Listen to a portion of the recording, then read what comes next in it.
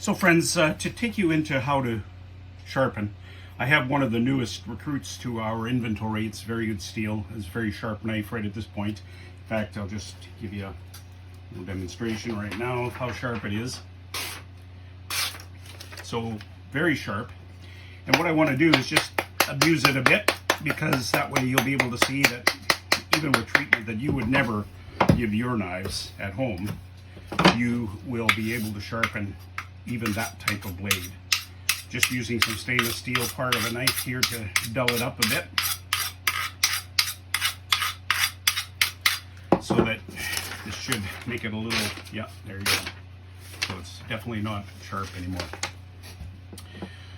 So what we'll do is we're going to take the 400 grit first of all and work with it. So I'll just take the 400 and put it on top, and this will work out many of the bugs or the kinks for the knife. Now, one of the things I was going to mention to you is angle is fairly important for sharpening. When you think about the angle of a common kitchen knife, it's usually about 18 degrees. It's not that hard to figure, and to be honest, you don't have to be rocket scientists. There are devices that you can put on your knife, for example this one, that will help you set the angle to approximately 18 or 20 for a kitchen knife. But personally, I never use them. They're a little cumbersome, and on smaller knives they don't work that well. And so one of the biggest things that I have found is just by putting your fingers underneath the knife, like so. Hope you can see that, just putting them under there. That gives you about the right angle, so that when you start to work the knife and you hold it at that angle and move it down the stone, you'll get the feel, and it is quite easy to feel, how the angle should be held. And it's not too difficult to do at all. So this is the other real critical part, not just the angle, but when you sharpen a knife, you need to be able to feel on the other side of it a burr. Now, are you familiar with burrs? Basically what you're doing is you're filing down the one side of the metal, so it will kind of peel over onto the other side. But the reason that's so critical all the way along the blade is because it shows you're getting the edge of the blade, not just the back side. It's called the shoulder back here, whereas the edge itself is what you want to sharpen. So you get a burr all the way along, you just feel for that, and this has got a nice burr on it except for on this end, so I'm just going to work it a little more to get a burr on that end. And you notice how I'm rotating the knife because of the curve in the blade. Very easy to do. Honestly, after a few knives, you'll be a pro at this. It's quite straightforward. So just like that. And then all you do is basically take your fingers and work the knife back towards yourself. And you'll get a burr on the back side.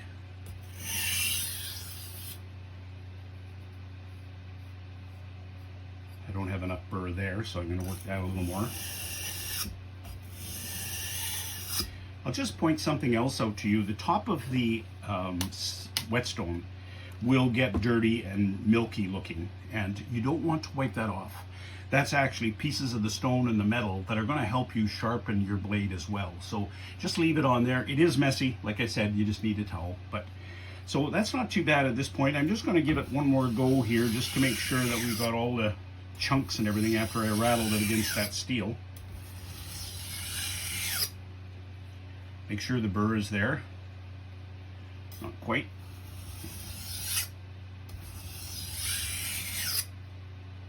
There we go. And I'll go back the other way now.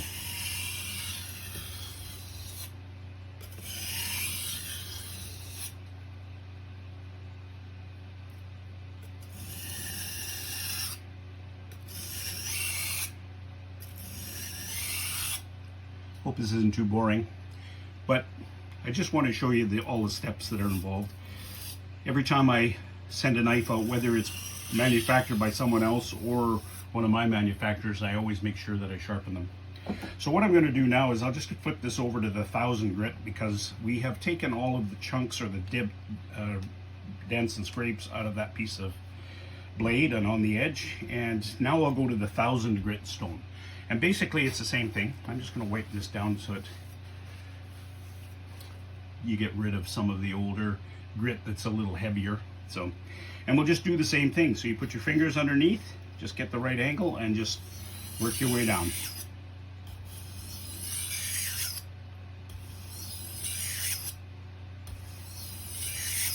Just nice and fluid.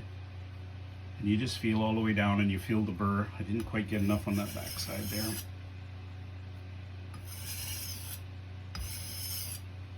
Now we're just going to do it the other way as well.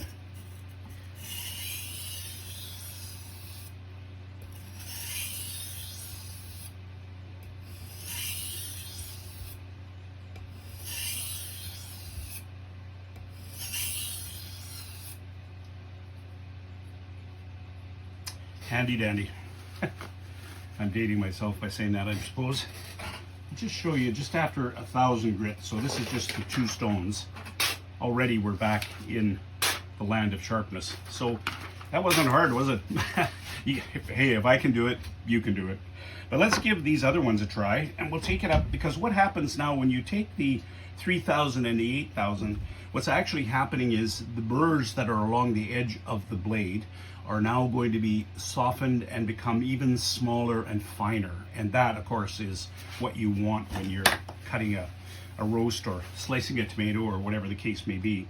So again, I'm just going to put my fingers there.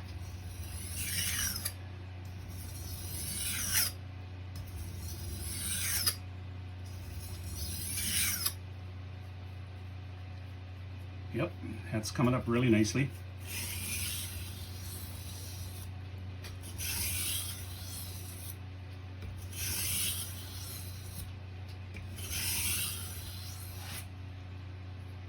Perfect.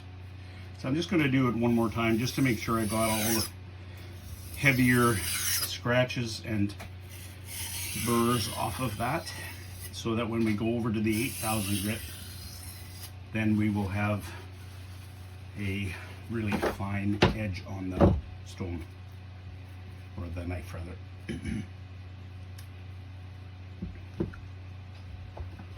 All right, here we go. 8,000.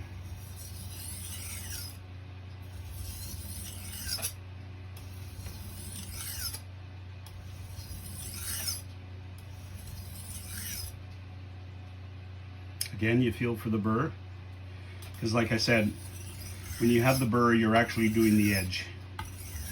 As long as you're staying within that degree or that angle, you will be sharpening the edge. Some folks even put their thumb underneath it when they bring it across, which is totally fine.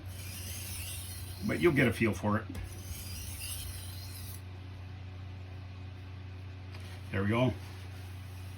So in the space of about 5 minutes, we went from what was a really dull knife to now having a knife that you may not be a sushi chef, but you'll be a chef.